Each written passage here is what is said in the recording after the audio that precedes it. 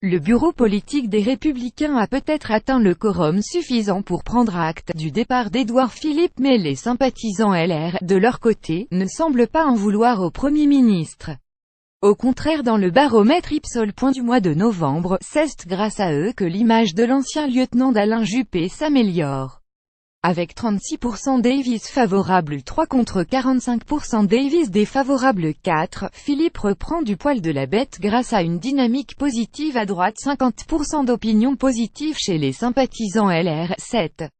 À croire que sa famille politique d'origine a accepté de lui pardonner sa trahison.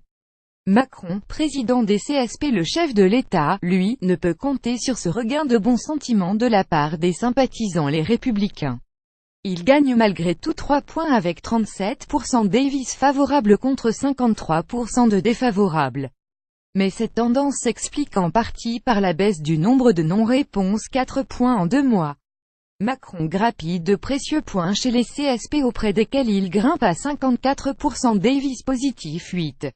Idem chez les professions intermédiaires qui sont 42% à juger favorablement son action 9, tandis que les employés et les ouvriers restent plus sévères, 27% des premiers expriment une opinion favorable 1 et seulement 25% des seconds 3.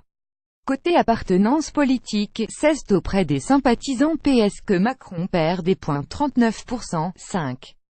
Le président commence à se rapprocher du schéma de son prédécesseur, comme il le nomme lui-même.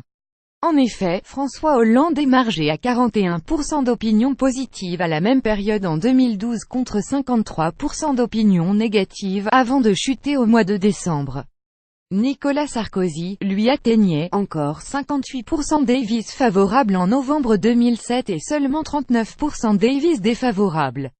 Blanquer et Castaner, encore peu connus au sein du gouvernement, les ministres peinent à convaincre les sondés. Sans doute davantage sous le feu des projecteurs que leurs collègues Jean-Michel Blanquer et Christophe Castaner tirent un peu leur épingle du jeu. Si les deux ministres demeurent encore peu connus puisque la moitié des Français ne se prononcent pas sur leur action, ils gagnent respectivement 3 et 4 points, passant à 14% de jugement positif pour le ministre de l'Éducation nationale et à 18% pour le porte-parole du gouvernement devenu délégué général du parti présidentiel.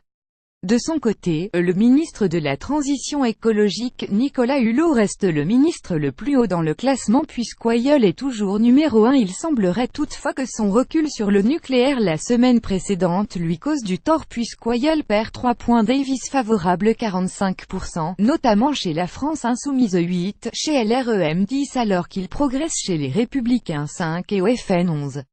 Il n'est pas le seul à baisser dans notre palmarès des personnalités politiques. La maire de Paris Anne Hidalgo, qui avait gagné des points au moment de l'annonce de l'organisation des Jeux Olympiques dans la capitale, recule de 4 points, 20%. Sarkozy fait un bond. Autre information du classement, la hausse de Nicolas Sarkozy qui atteint 30%, Davis positif 5. Si l'ancien président reste assez impopulaire, les avis négatifs reculent malgré tout fortement 9. Les conséquences de son retour médiatique, lui qu'homme n'entendait ni ne voyait plus depuis plusieurs mois, a profité d'une remise de décoration à son ancienne lieutenante Valérie Debord pour appeler au rassemblement de sa famille politique. ESTCE, un message d'Union ou le manque qui pousse les sympathisants à LR à plébisciter ainsi l'ex-chef de l'État ce mois-ci. Ils sont 83% à exprimer un avis favorable, 18. Un score que pourrait lui envier Laurent Wauquiez. Le favori de l'élection à la présidence du parti ne parvient pas à décoller. Il reste 7e du classement des personnalités préférées des sympathisants de la droite avec 48% d'opinions favorables 4 et 35% d'opinions négatives. Il plafonne à la 25e place au classement général.